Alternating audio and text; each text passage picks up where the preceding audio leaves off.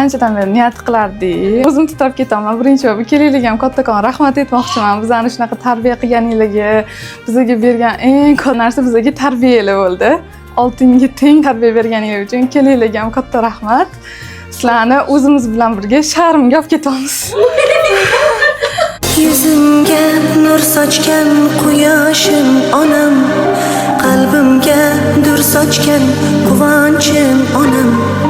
Dard cheksam bolam deb boshimni silar, yonimda kulib keyin yig'lagan onam.